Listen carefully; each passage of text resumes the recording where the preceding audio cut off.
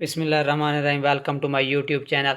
आज हम new 10th math exercise 3.1 का क्वेश्चन नंबर 1 सॉल्व करते हैं, जिसमें उन्होंने आपको कहा हुआ कि find the value of each of the determinants. हमने इनका डिटर्मिनेंट्स फाइंड करना है।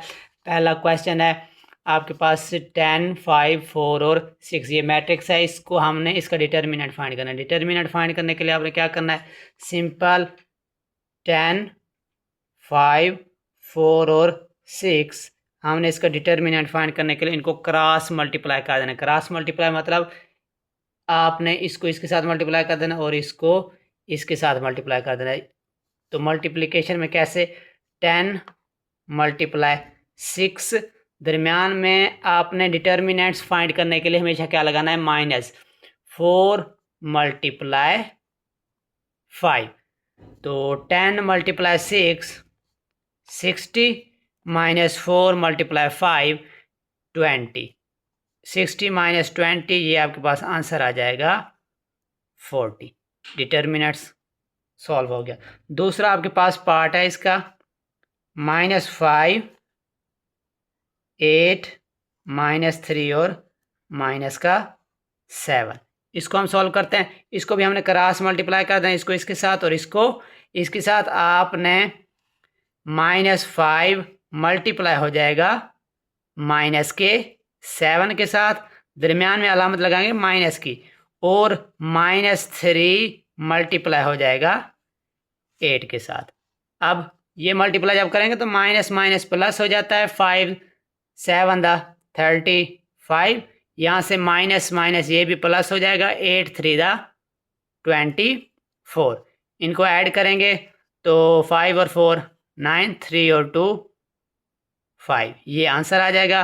तीसरा हमारे पास है क्वेश्चन 3, 8, 0 और 2।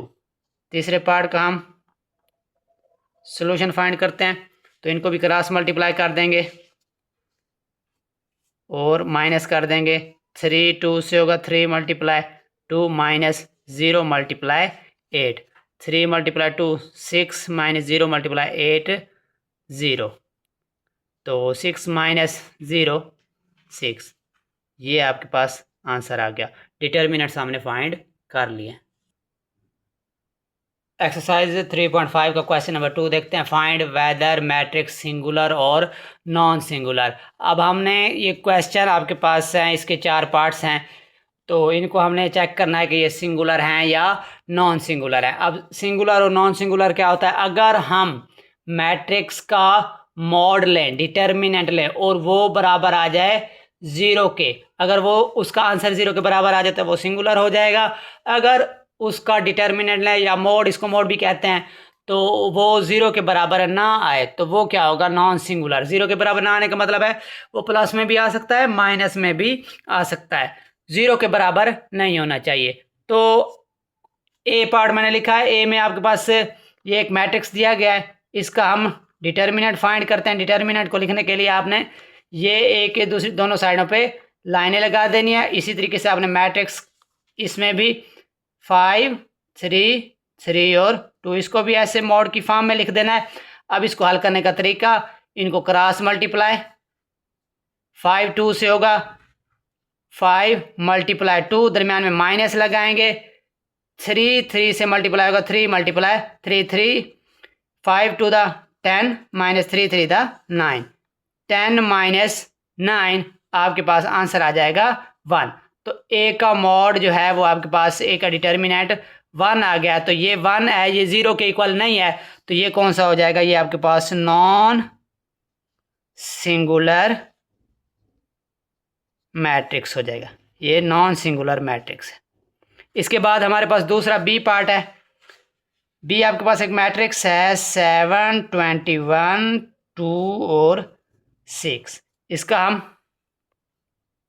डिटर्मिनेंट फाइंड करते हैं। डिटर्मिनेंट फाइंड करने के लिए आपने इसको डिटर्मिनेंट की फॉर्म में लिख देना है। ये डिटर्मिनेंट की फॉर्म में हमने लिख दिया है। अब इसको भी हमने क्रॉस मल्टीप्लाई कर देना है।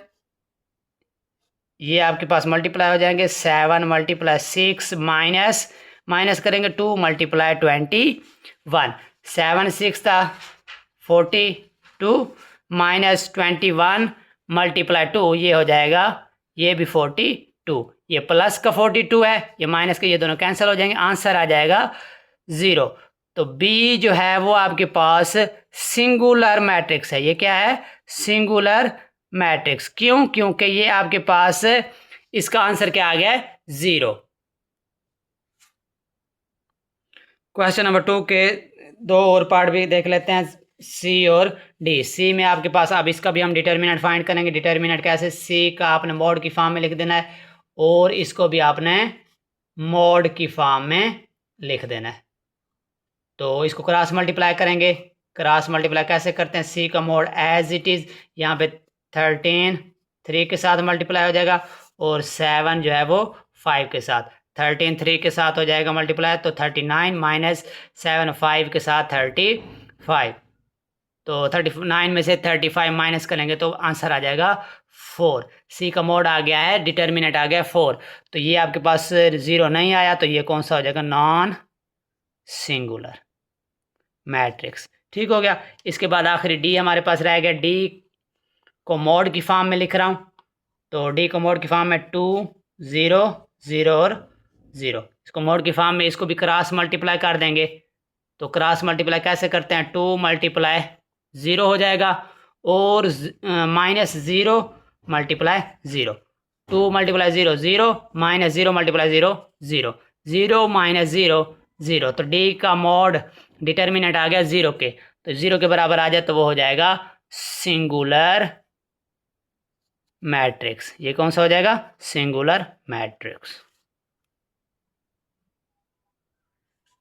नेक्स्ट हमारे पास एक्सरसाइज 3.5 का क्वेश्चन नंबर 3 है। Find value of x if ये मैट्रिक्स आपके पास दिया है और उन्होंने कहा है कि ये क्या है? सिंगुलर मैट्रिक्स है। ये क्या है? Singular matrix. सिंपल हमने ना इसका डिटर्मिनेंट फाइंड कर लेना है। एक्स 6 5 और 15, इसको डिटर्मिनेंट फॉर्म में लिखेंगे। अगर हम इसका डिटर्मिनेंट फाइंड कर लेंगे और उन्होंने आपको कहा है कि ये सिंगुलर है, तो सिंगुलर होने के लिए ज़रूरी है कि वो किसके इक्वल होना चाहिए?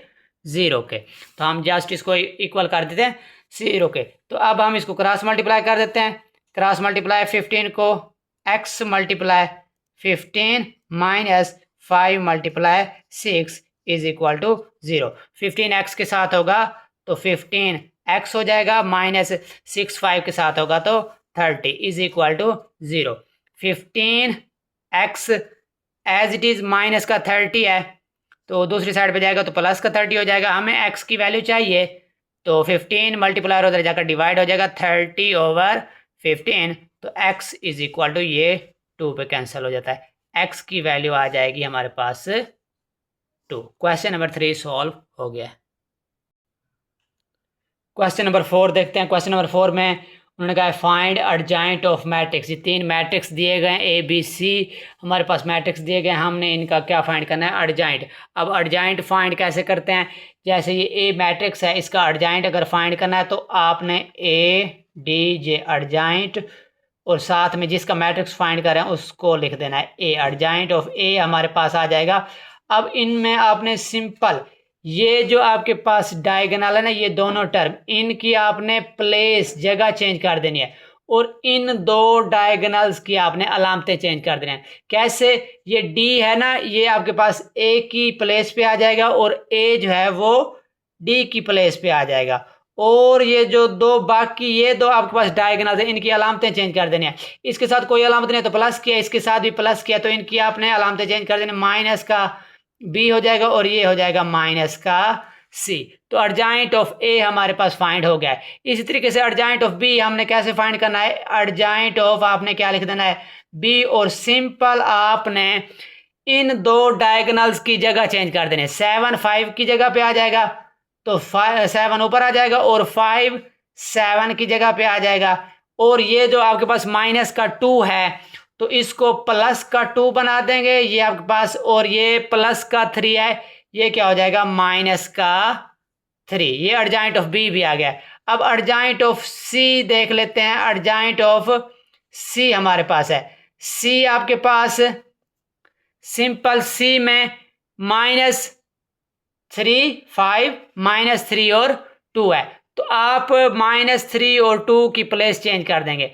2 ऊपर आ जाएगा और -3 यहाँ पे आ जाएगा 2 की जगह, और बाकी दो जो मैट्रिक्स हैं उनकी आपने डायगोनल है उनकी आपने जगह अलामतें चेंज कर देने। प्लस का 5 है, ये माइनस का 5 हो जाएगा, और माइनस का 3 है, ये प्लस का 3 हो जाएगा। तो क्वेश्चन नंबर 4 भी सॉल्व हो गया है। अगर वीडियो अच्छी लगी हो तो चैनल को सब्सक्राइब कीजिएगा।